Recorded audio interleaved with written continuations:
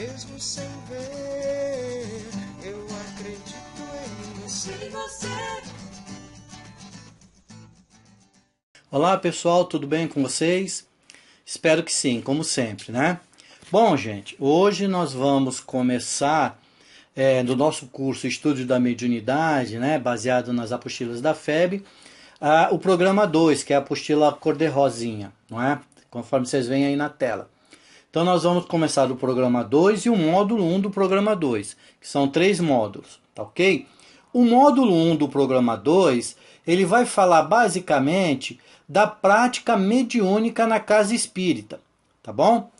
E o tema 1 do módulo 1 vai ser organização e funcionamento da reunião mediúnica. Então hoje nós vamos ver como ela deve ser organizada e como ela deve funcionar, tá bom? Vamos iniciar lembrando, a prática mediúnica na casa espírita, ela tem por finalidade dar atendimento àqueles irmãos necessitados de auxílio, né? Aqueles irmãos que estão em condições de sofrimento e que aportam à casa espírita buscando um atendimento, né, uma ajuda, tá bom?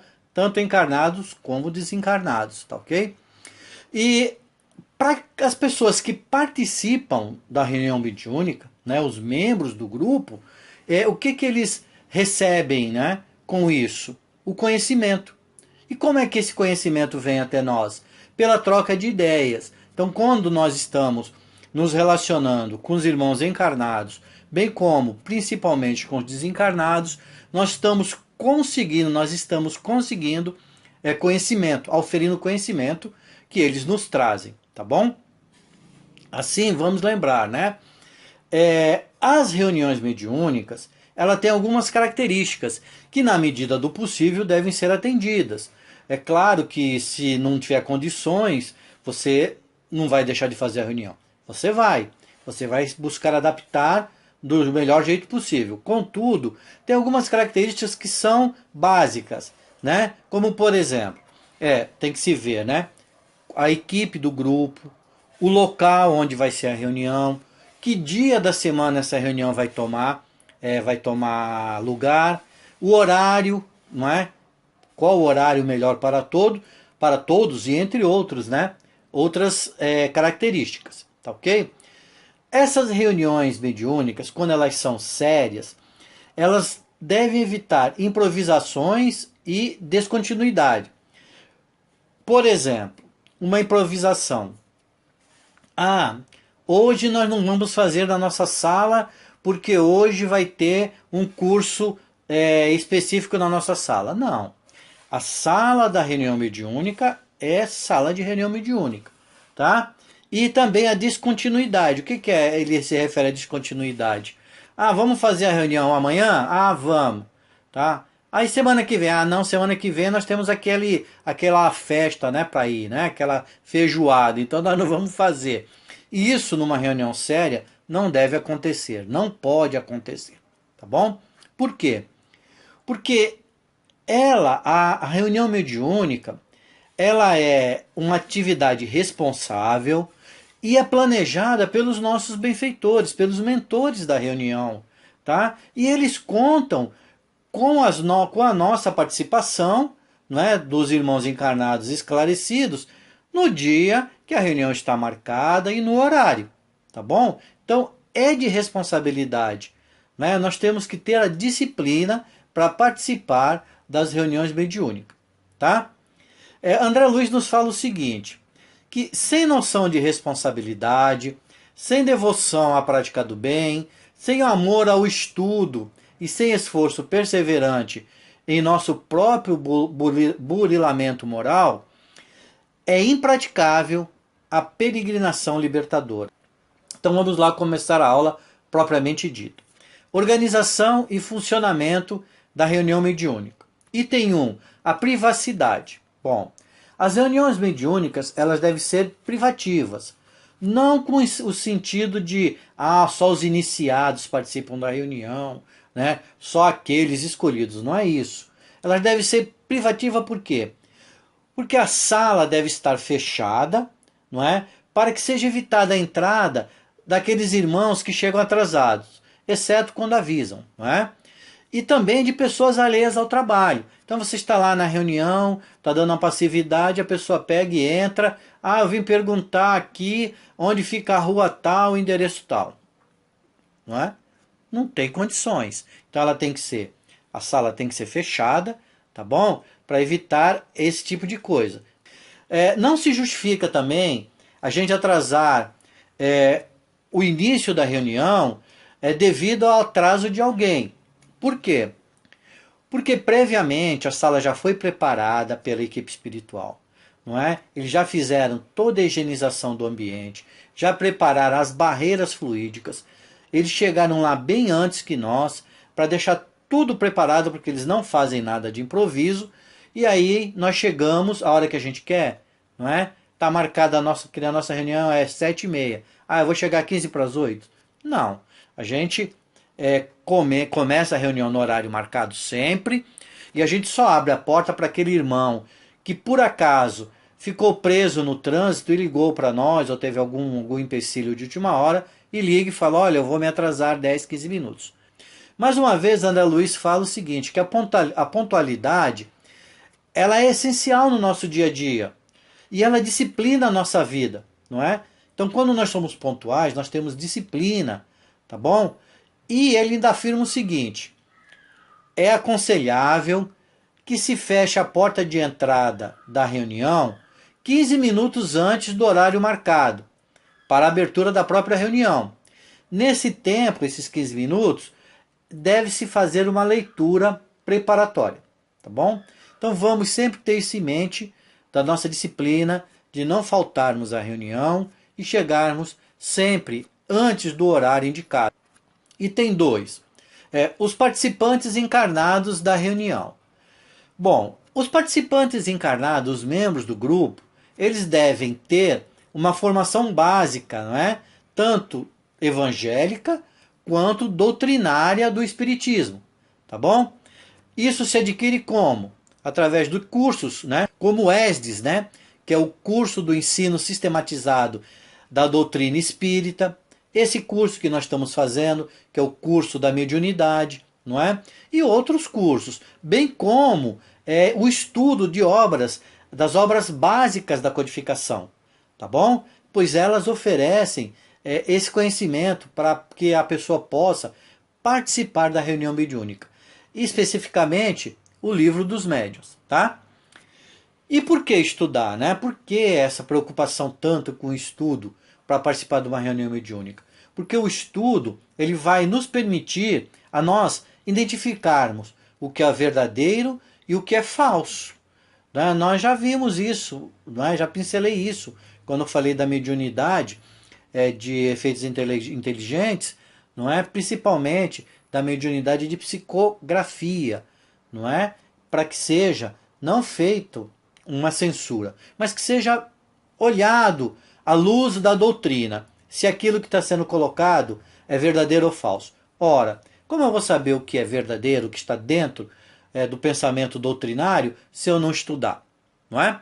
E Martins Peralva ensina o seguinte, o estudo e a fixação do ensino espírita nos colocam-nos em condições de mais amplo discernimento da vida, dos homens e dos espíritos.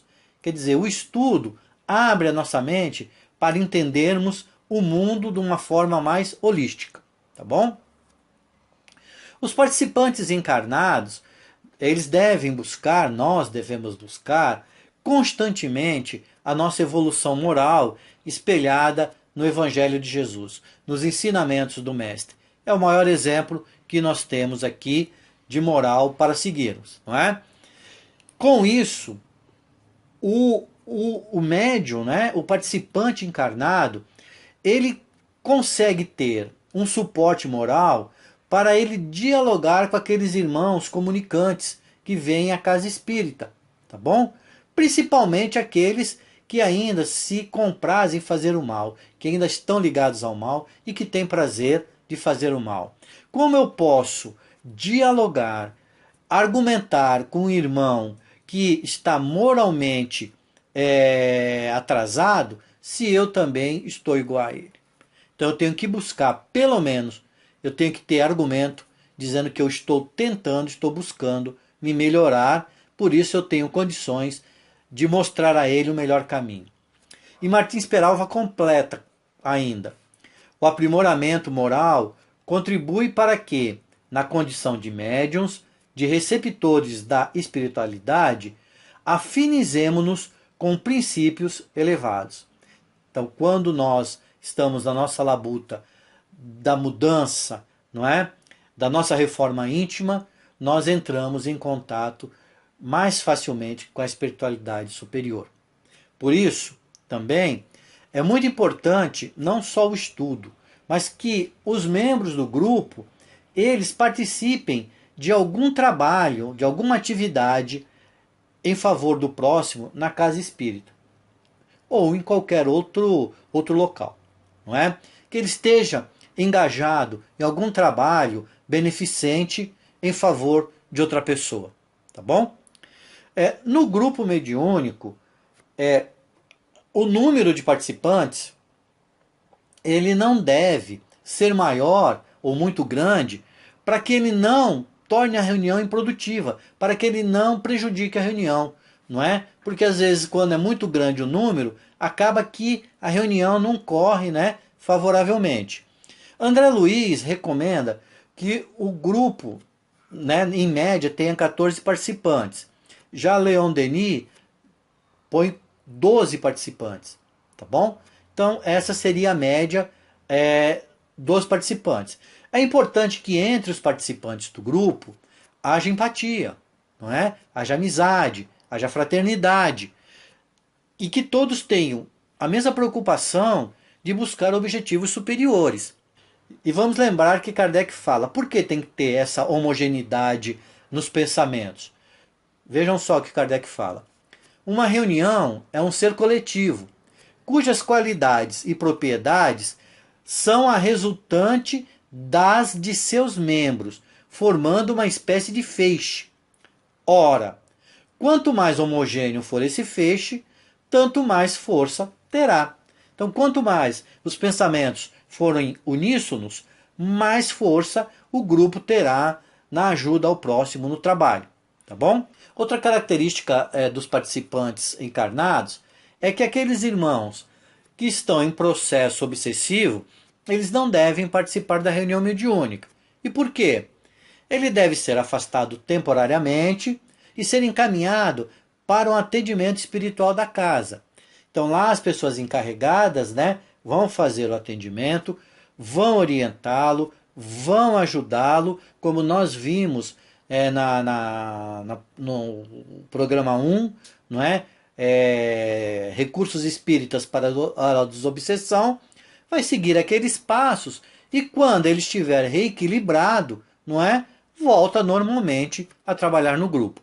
No nosso grupo, recomendei que os trabalhadores de 6 em 6 meses participassem do atendimento fraterno, em qualquer casa espírita, visto que a nossa ainda não tinha, né? Não tinha esse atendimento fraterno, tá bom? As reuniões mediúnicas, elas devem sempre, a gente tem que lembrar, que elas tem que buscar simplicidade. Porque não adianta chegar um irmão, não é? Um irmão que sempre morou na roça, não é? Que sempre foi uma pessoa simplória, e chegar na reunião mediúnica precisando de ajuda, e nós, né, o tratarmos com pompa e circunstância. Não é? Não, a reunião é algo simples, é algo que tem que ser capitaneada pelo amor, acima de tudo, não é? Pela vontade de ajudar o próximo. Tá bom? Então nós vimos os participantes encarnados. No item 3, nós vamos ver o horário, a duração e a frequência da reunião mediúnica. Segundo a apostila, não é? E orientação da FEB, a duração média da reunião deve ser de 1 hora e 30 minutos, não é? Isso englobando todas as suas etapas que nós vamos ver mais à frente. Ela pode se estender até, no máximo, 2 horas, tá ok? Porém, a parte prática da prática mediúnica, não é recomendado que ela seja maior do que 60 minutos. No nosso grupo, 30 minutos, tá bom? Então, não vamos lembrar disso, não é? E quais são as etapas? Então, aquela 1h30 até 2 horas, ela deve abranger as seguintes etapas: a leitura preparatória, uma prece de abertura, geralmente 3 minutos, o estudo, se necessário, no nosso grupo, em virtude da distância, não é, da casa espírita, do centro da cidade, e a grande maioria das pessoas morarem aqui no centro, nós optamos fazer o estudo no mesmo dia, sendo que o ideal seria que o estudo fosse feito em outro dia, né, separado da reunião mediúnica. Depois também tem que ter as irradiações mentais, vem a parte prática, que é a manifestação dos espíritos comunicantes, a prece de encerramento e, por fim, a avaliação da reunião. Então essas são as etapas da reunião. Tem que ser feito igualzinho tá aí? Não, não é ritual, não é? Cada grupo se adapta da melhor forma às suas necessidades, tá ok? O horário e o local da reunião, ele tem que ser definido conforme as necessidades, né, e as facilidades dos participantes. Não adianta eu marcar a reunião na segunda-feira, 8 horas da manhã, se todo mundo trabalha. Não é mesmo? Então nós temos que marcar num dia em que todos possam participar. Porém, uma vez determinado o dia e o horário e o local, isso não pode ser alterado.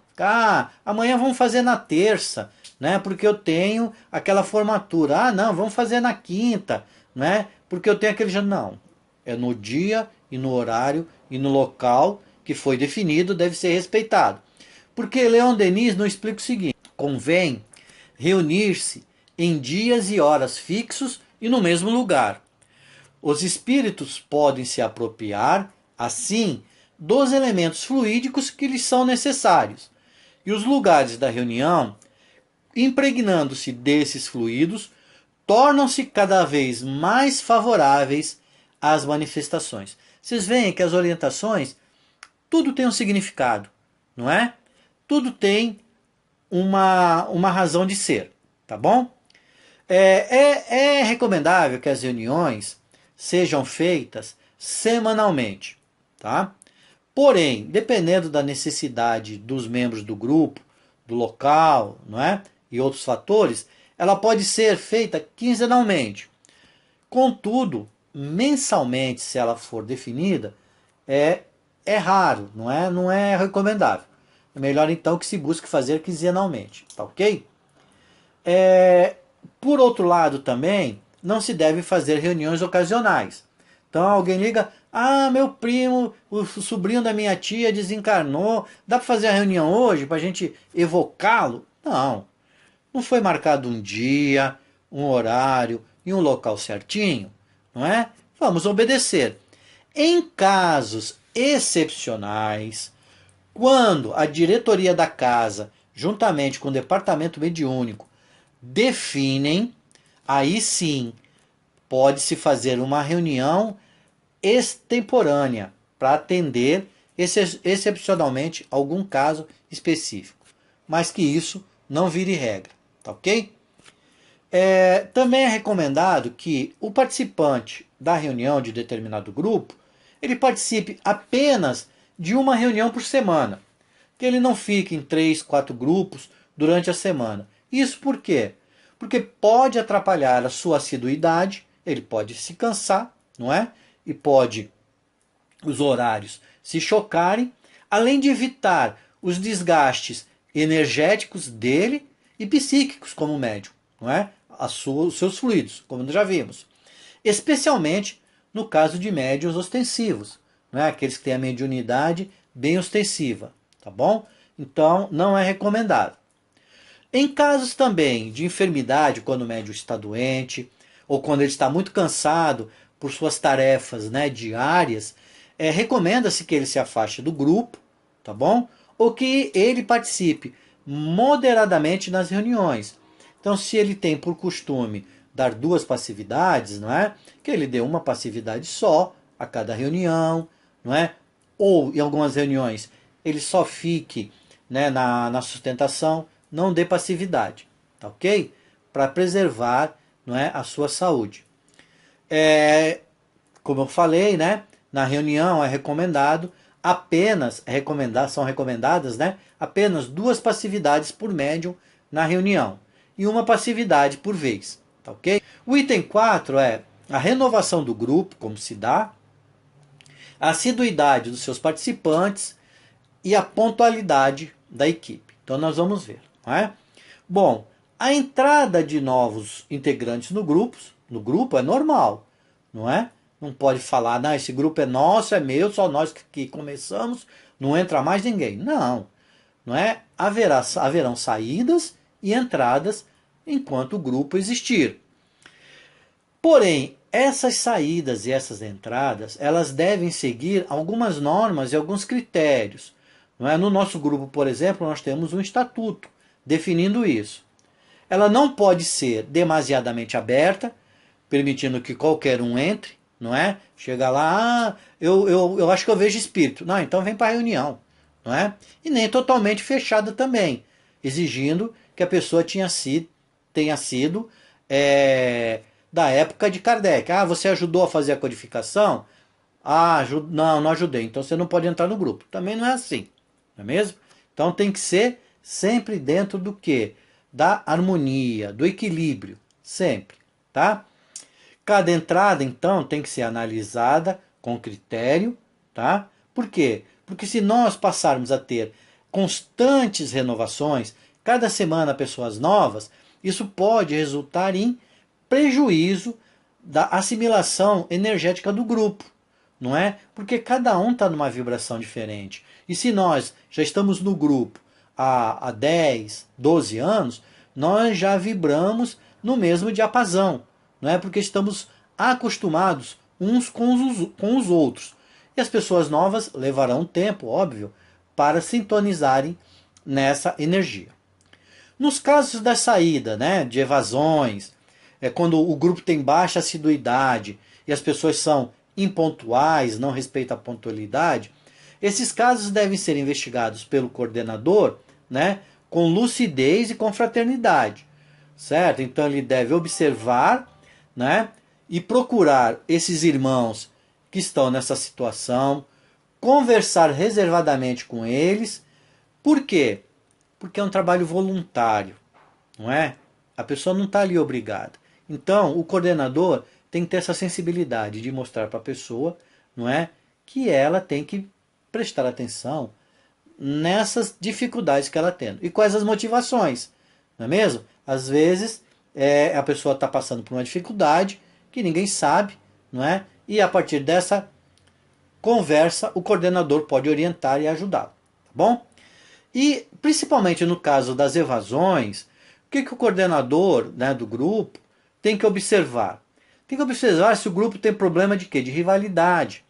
Pode acontecer, né? Um médium achar que o outro é melhor, que o outro está sendo protegido, tá? Também de autoritarismo. O próprio coordenador pode ser autoritário, só a opinião dele valer, não é mesmo? Desconfianças. Às vezes um médium pode estar desconfiando que o outro está ali enganando, fingindo, não é? Isso deve ser conversado. Por indisciplinas acentuadas, não é? Tem médium que não quer estudar e não tem educação mediúnica e fica indisciplinado, bate na mesa, não é? Grita, faz uma série de coisas, tá bom? Ou práticas da doutrina, ou práticas doutrinárias que sejam incorretas, não é? Às vezes, no grupo, a pessoa está pedindo que venha de branco, não é? Que tenha que vir com pulseira, entendeu? Isso também pode causar a saída das pessoas, tá bom? Outro caso também, membros, né, que eu já falei antes, também se encaixa, membros despreparados para o trabalho, que não estudam, não é? Não buscam praticar nenhuma atividade caridosa na casa espírita e não se preparam para isso. E outros também. Então todos esses fatores podem resultar em evasões do grupo, pessoas que não se sentem bem e acabam saindo. Então tudo isso tem que ser observado. Em quinto lugar, nós vamos falar do local da reunião mediúnica, né? Bom, a sala ela deve ser preservada de movimentação constante, então não deve ficar gente entrando e saindo, né? E também de ruídos excessivos. Por que isso? Com isso, ela favorece o recolhimento dos médiums, né?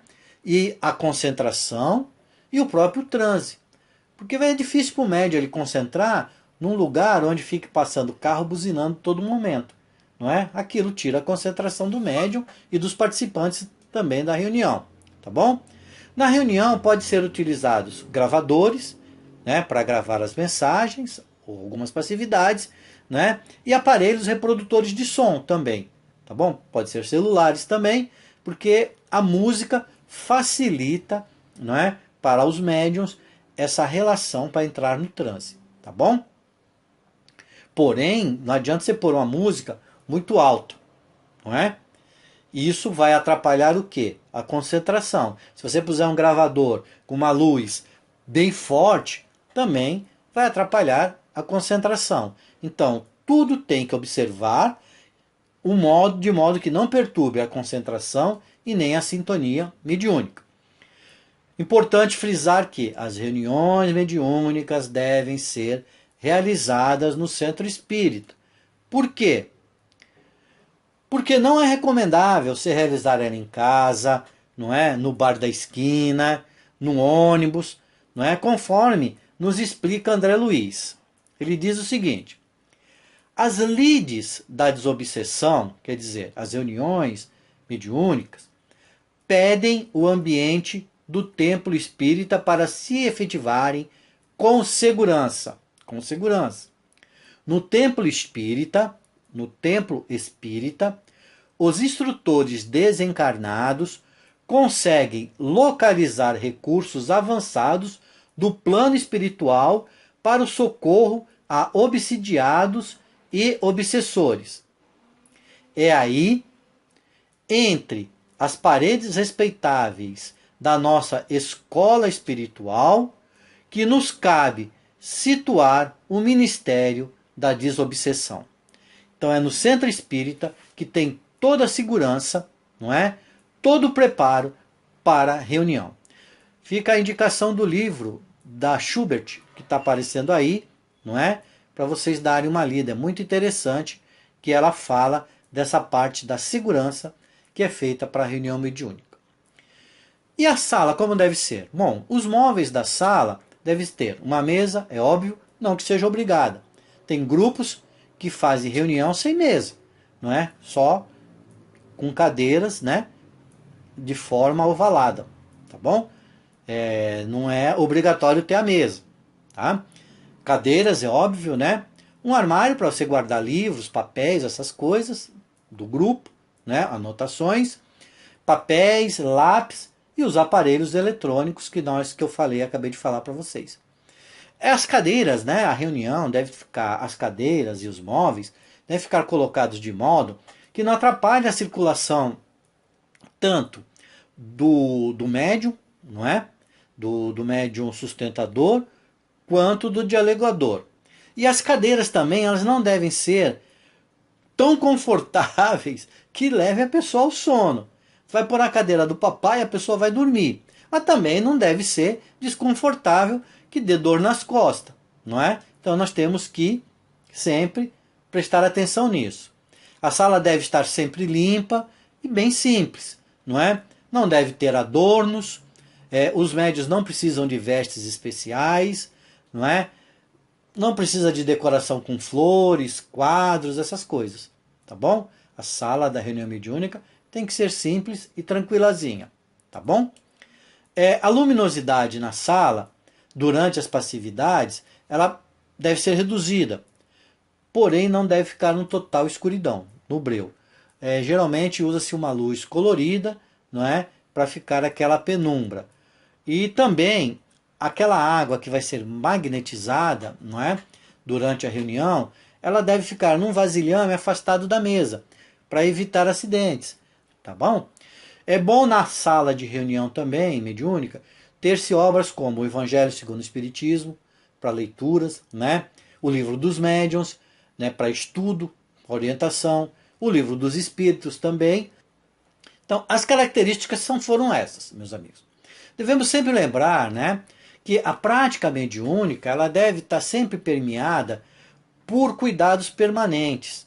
não é? E a gente adquire esses cuidados com o quê? Com o estudo e com a experiência, com o tempo, tá bom? E a reunião mediúnica se compara a qualquer trabalho da Terra. E qualquer trabalho da Terra, ele necessita o que no nosso trabalho? Aplicação, não é? Nós temos que nos aplicar com amor, não é? Com vontade, com fraternidade. Pois a nossa evolução, ela exige de nós o quê? Que constantemente nós nos esforcemos no bem e no conhecimento, não é? Para podermos evoluir. Muito obrigado a todos, né, por estarem aqui comigo. Fiquem todos com Deus e lembremos, sem caridade não há salvação.